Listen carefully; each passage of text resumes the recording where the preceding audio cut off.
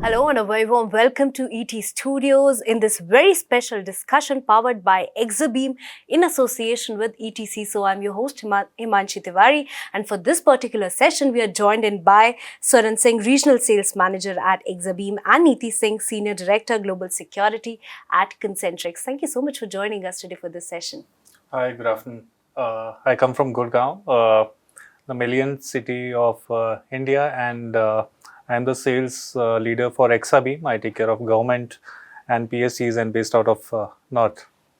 Yeah. All right. On that note, Swaran, because you started, so let's start with you now. Please set the context for us for this discussion. We're talking about SOCs, right? What are those market drivers and why are organizations feeling the pressure to build AI-driven SOCs? I mean, what's wrong with the traditional models?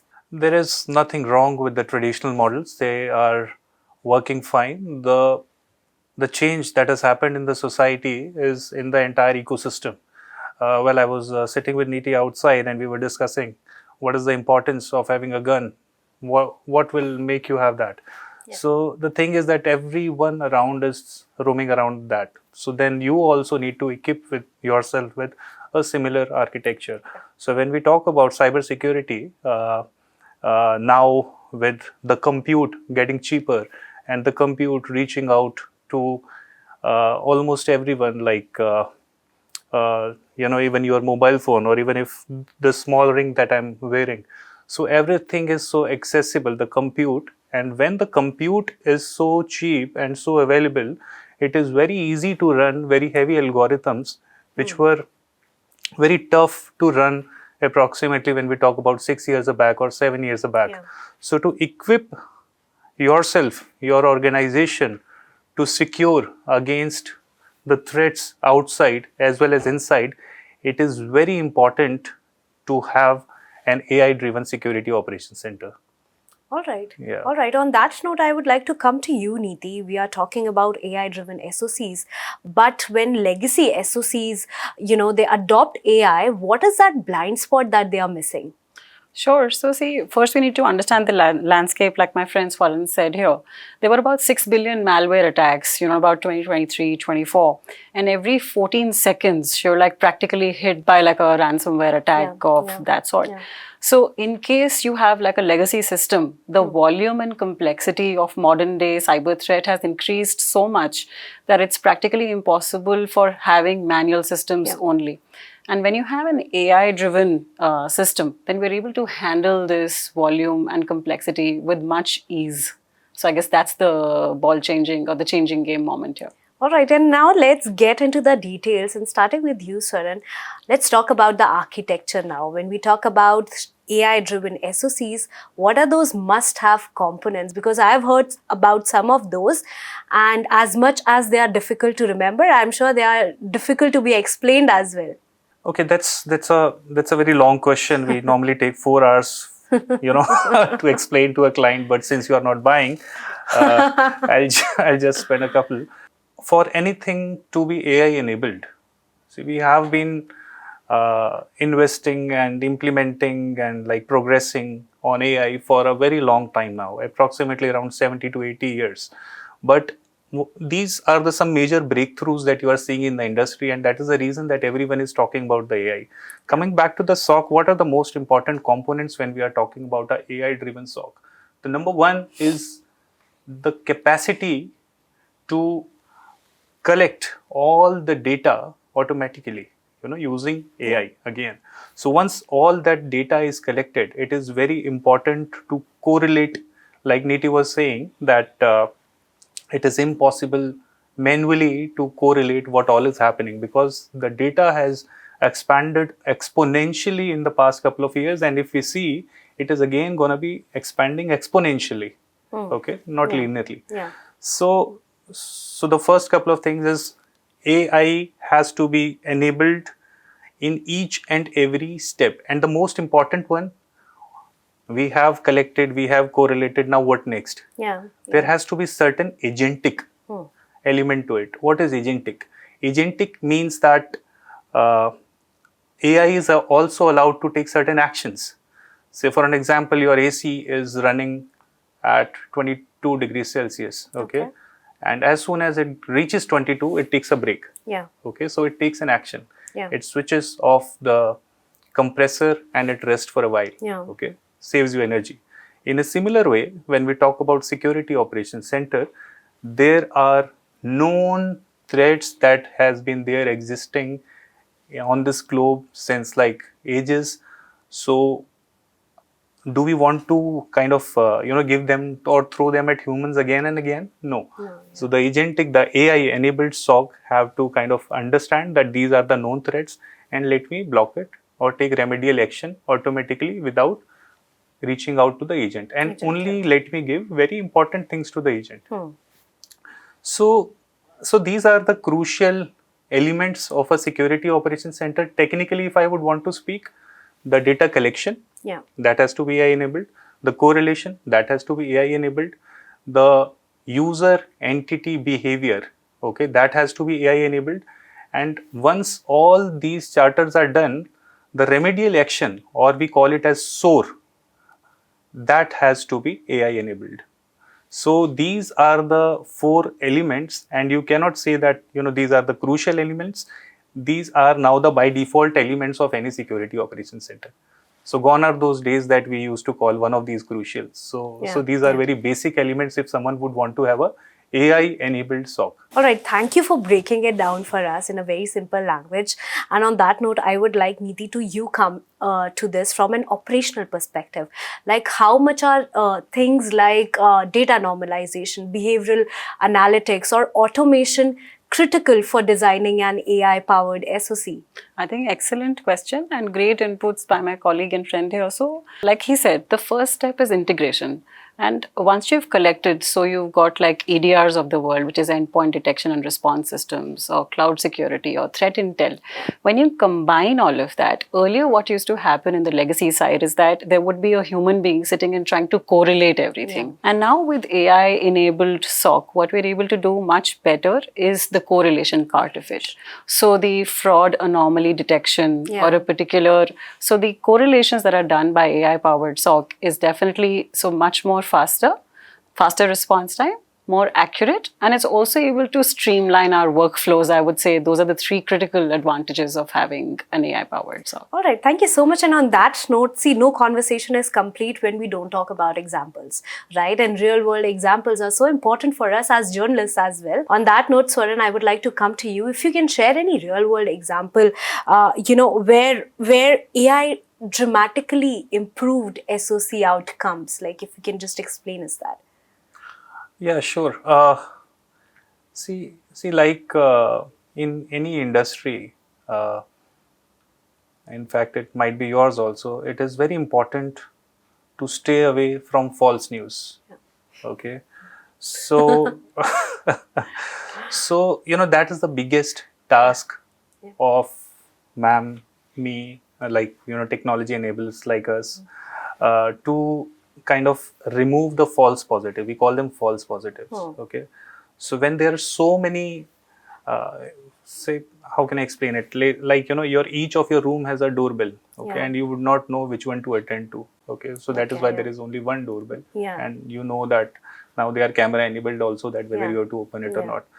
So number one is when I talk about a real world example, we helped a particular customer to remove the false positive, and it was so imperative for him because he was not able to handle the real threats. Okay, he might ignore them. Okay, so once we got them kind of AI enabled, okay, and only the threats which were meant to be threats, they were only passed on to the agents. What happened? Number one, the workforce that was banging their head because the data is huge. It's enormous. Okay, a SIM, when we talk about SIM, they are measured in terms of events per second. Okay, so I am talking about a security operations center which generates 15 lakh events per second. Okay, so per second 15 lakhs events are generated, and the next second the machine has to be ready again to collect 15 lakh more. Okay. Okay. So see the amount of stress what those 200 agents would be go through to kind of go through so many tons of events which are being generated. So once we remove that, the agents were extremely happy. They can move to some more important task which they feel not mundane, number one. Yeah. Number two, they feel important.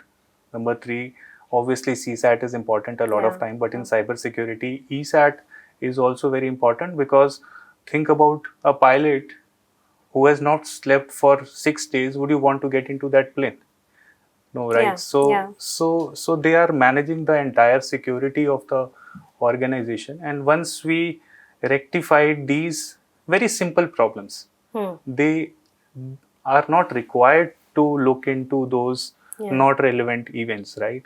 So just by solving this very small example, we made a huge difference to that big security operations center that I'm talking about. And it's almost like partially or fully automated as we talk. So I'm just, to make it simple, I've just touched on one domain, but like obviously there are larger one that we can talk about. Yeah. No, of course. Thank you so much for sharing that story with us. But, whenever we speak about success, it's important for us to know about what are those things that cause failures as well, right? And on that note, I would like to come to you, Neeti. On the flip side, what are those common mistakes that organizations make while they, try to make an effort to modernize their SOCs? Sure. So, and I'll share from practical experience. First point, as we've already talked about, is data collection. Yeah. So the first mistake anyone can make is that they don't collect all of the data. Because if you don't give the intelligence to the AI to act on it, it's like garbage in, garbage out. Yeah. Whatever you feed it, it's going to analyze and create anomalies based on that and then throw it out. Yeah. But if you don't put in the right input, then you don't get the right output. So the first mistake is to watch out for that. Second, and the most important thing is trying to build explainability and trust. With all AI models, it should be able to explain how you're doing the correlation. Otherwise, how will you build trust into that model? So when we talk to a human being, a associate SOC analyst, and say, how did you do this? You immediately get the answer. This is how I correlated, and this is why this is a threat, and we should immediately act and, block that machine or suspect or that threat vector. But to an AI-driven, you're not free to ask questions like that. So therefore, explainability of the model and trust of the model and understanding those algorithms is very, very important. And the third thing I would say is governance and risk checks. So you have to have like a governance model in place which regularly checks at every point, whether it's the collection stage or the analysis stage and response stage. And there are measurement factors like MTTR, so mean time to respond or mean time to recover.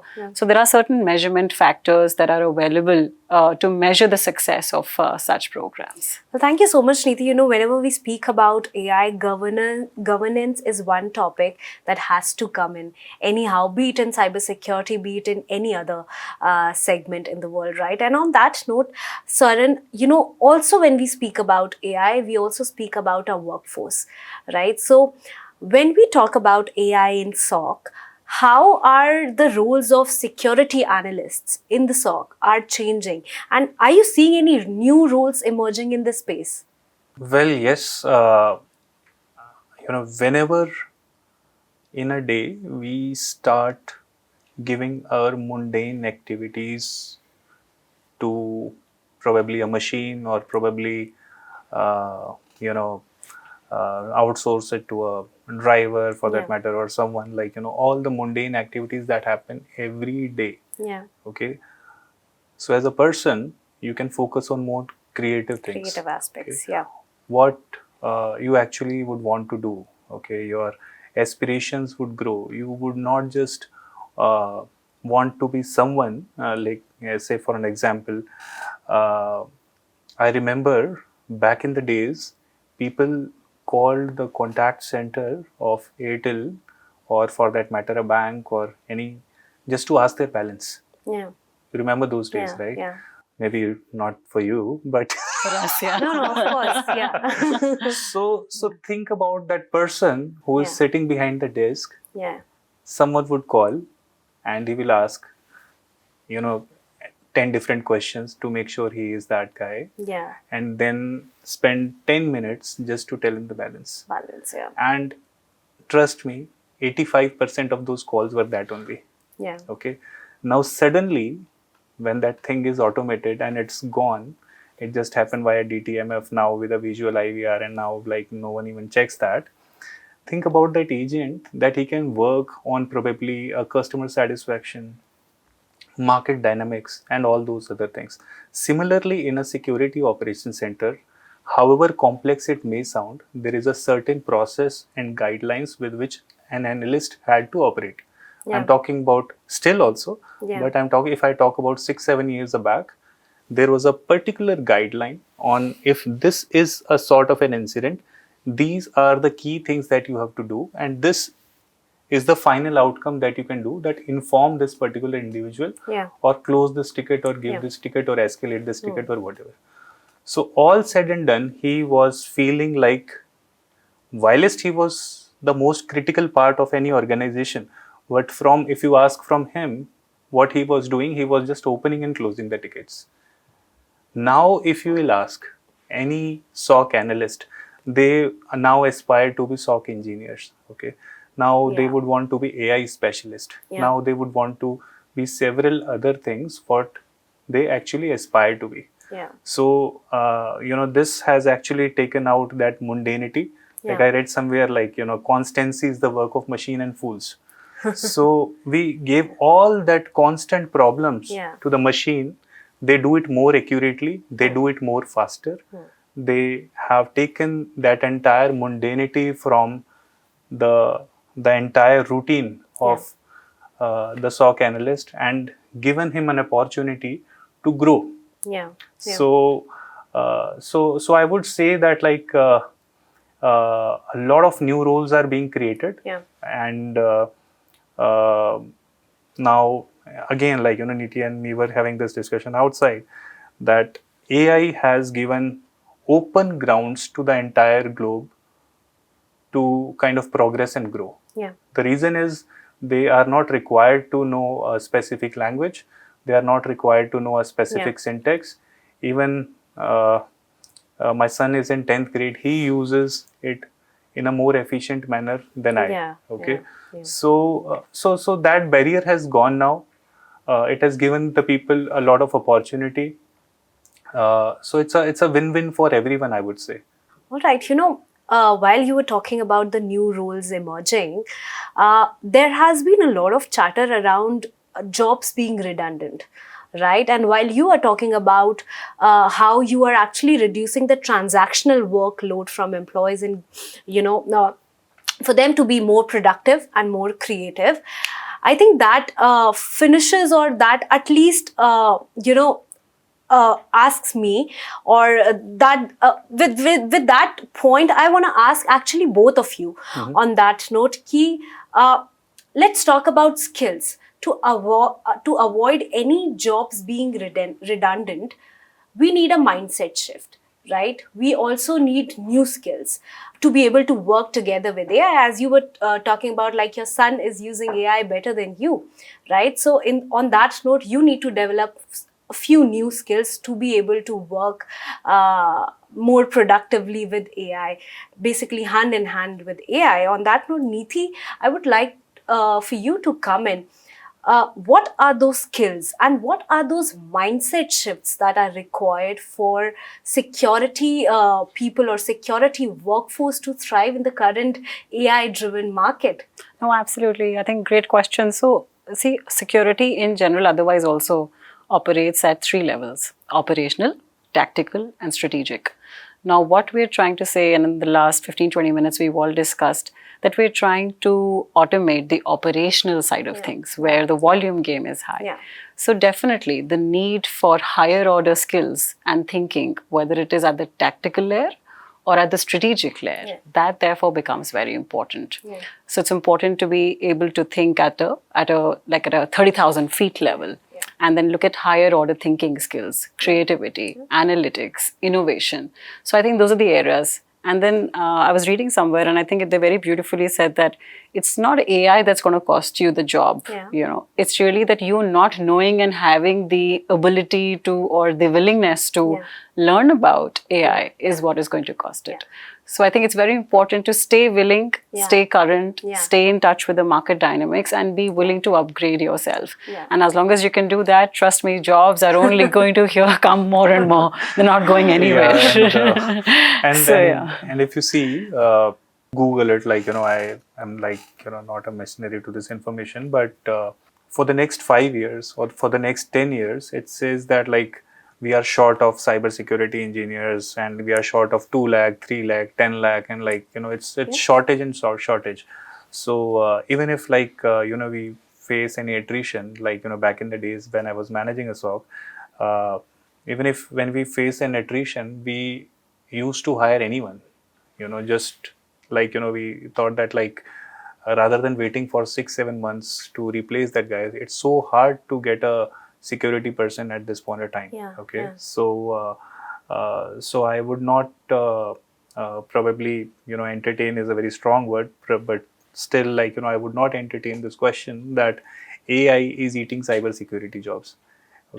So and it has been there in all the industries. We are talking about cybersecurity is a different thing. It's there in your washing machine, it's there in your microwave, it's there in your car. So who has till the date lost their jobs in automobiles, or probably a nuclear, or probably aerodynamics, or whatever fields we talk about? They are still fishermen using AI, finding fishes. They are still like, bigger centers operating out of like, for washing clothes. Like, most of the things are getting automated, and they have not taken anyone's job. If you can give me anyone's example that using a better technology meant that some people lost their jobs, probably we hear in the US sometimes, that only in elections. No, I mean, that can happen perhaps if there's no upskilling or any skilling, reskilling initiatives in the organizations happening. And on that note, see, you were talking about automation, AI and everything, but there also can be over automation, right? When you start, or when any organization start losing the human touch, and human perhaps has to be the foundation of every decision, even if you are using AI. So how do you sort of ensure that, there's no over automation and human stays in the loop? Okay, so I'll answer it in 2 phases. Exabeam, whenever we bring in a new feature, this is called as innovation, right? So whenever we innovate something, who gives that idea? The idea is 98% of the time is given by an existing customer. So he was a human, he gave an idea that he would want this upgradation or a new feature, like we work on it, and in our next release, we kind of release it. I would say that in your everyday usage, like you do a lot of UPI transactions, you do a lot of NEFT, RTGS transaction, you are buying some shares and everything. So all of these 3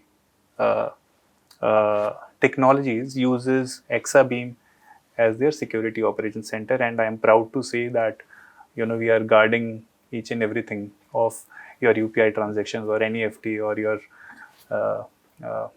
like, share transactions. So so having said that, we are human enough to listen to our customers. That is number 1. And trust me, humans themselves are like that they would not like to lose control. So it depends upon the organization. We are just a technology provider or a technology enabler for you to decide that how much you would want to use it and for what. So it's always called as a window of opportunity. When you say a window of opportunity, whenever you open up a window, it gives the person who is outside also to come in, and it gives an option for the person who is sitting inside to look in the outside world at what is going on, what's going around. So it's a balancing act, and it has to be very cautiously taken care by, like, the person who holds the power of that technology, that how he is using that. Back in the days, I remember something called as Watson came in, something called as speech analytics engine came in, which can automatically analyze that what you guys are talking and will this deal go through or not, basis the sentiment and everything. Yeah. Okay. Now think about the negative usage. You can possibly rig an election. Yeah. That what are the people talking about? Yeah. Who will they vote? Who won't they vote? Okay. Yeah. So it depends upon how you would want to use and how much automation you would want to include in your organization. In today's date, people are only opening up to that amount of technology with which they can save themselves from the outsider threats, mostly. Okay. Because like obviously they have to cope up with what is going on the outside world. So so having said that, like we have a a fully AI enabled security operations center with agentic AI sitting everywhere. But would you want to give the button to the artificial intelligence or keep it to yourself? Like that's totally your choice. And like and that's the choice for a gun holder all the time, whether you would want to automate that or whether you want to keep the trigger in your own hands. No, absolutely. See, you're talking about the cybersecurity space because, but we are also hearing all this news where all the teenagers and Gen Zs have become so much obsessed with AI that they are actually discussing their problems with AI and getting the solutions. I've just heard of a news where this girl detected the probability of having cancer even before the doctors could because of AI, and then she got tested and now she is under chemotherapy, which perhaps is a pro, but a lot of people are also sharing their emotional wounds with AI, right? And getting maybe, I mean, it's going to be tough for parents in the coming few years. But back to the cybersecurity discussion and SOC discussion, Neeti, we were talking about building AI-powered SOC. When we talk about building AI-powered SOCs, how do you manage false positives? Like, how do you personally manage false positives or, explainability to leadership or the model drift?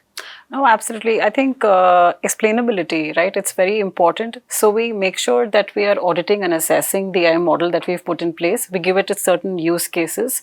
We get the output, and we then make sure that our checks ensure that that's the correct algorithm that it was using. Okay. So that's number one. That helps us build trust in the system. And of course, on the false positive side, since we're able to then manage this algorithm really well, then when we give it false positives, we then no longer have to rely on a human per se to manage those false positives, because there are certain indicators in any false positives. That signature can be designed and built into the algorithm, which will then ensure the false positives are followed through a particular life cycle or a workflow. And therefore, things become much faster, much easier.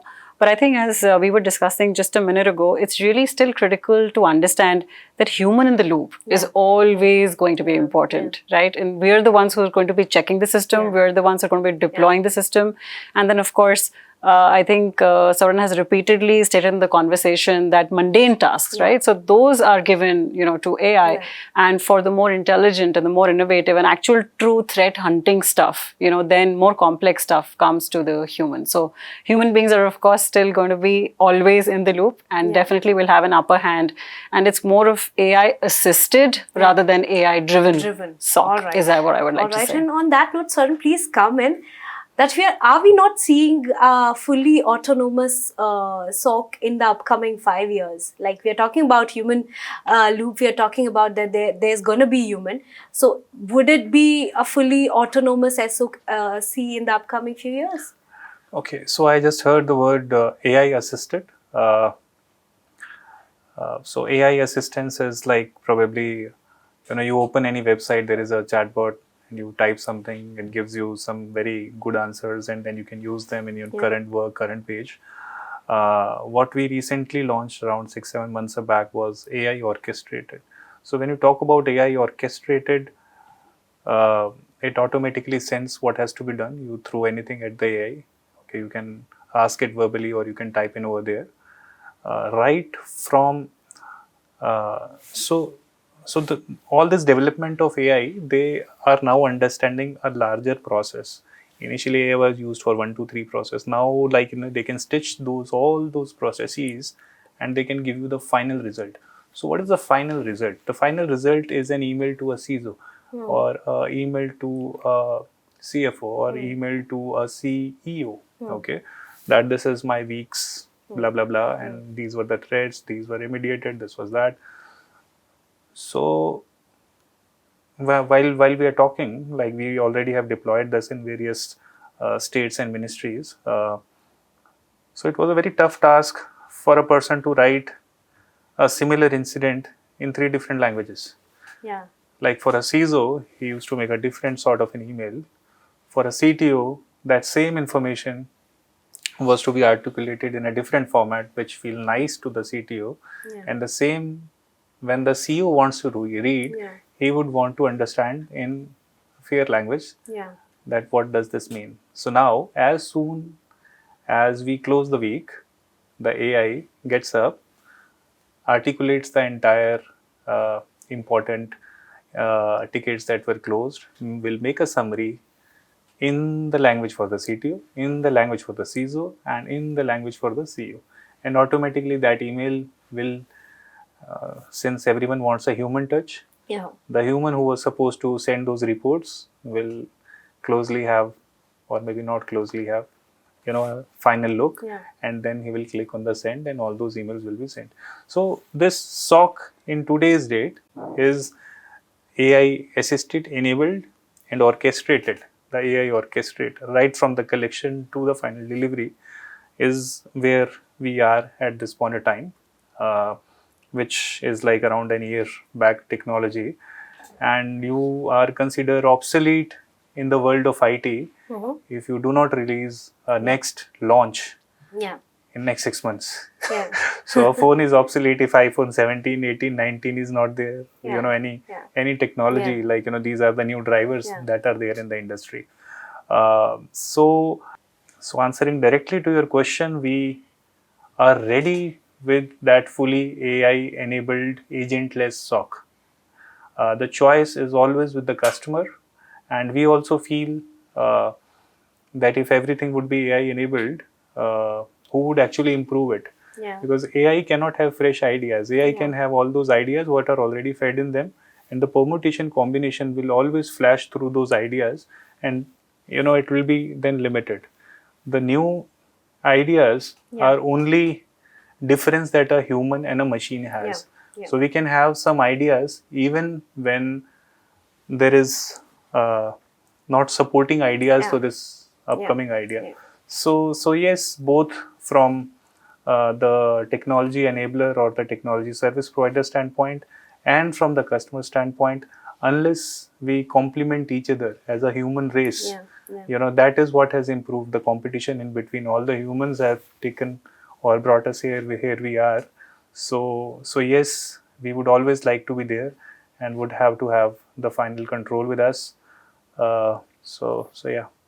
All right. Well, thank you. Thank you so much, Saran, for being a part of this conversation. And now, as we are moving towards the end of this conversation, Neeti, one piece of advice. See, we are talking about AI-powered SOCs. So, one piece of advice for those viewers, for those people who are actually listening to this conversation and would want to start their AI SOC journey. Sure. So, start with the collection. Integrate well, very, very important, but no over-reliance on AI and always have human in the loop. And of course, make sure that you have a very good, well-managed governance system to make sure that you're checking at every stage. I think those 4 things if you're taken care of, everything will be fine. All right, wonderful, fantastic insights, both of you. Thank you so much for being a part of this conversation. You're very welcome. And to our viewers, stay tuned for many more such conversations only at ETCISO and ETStudios.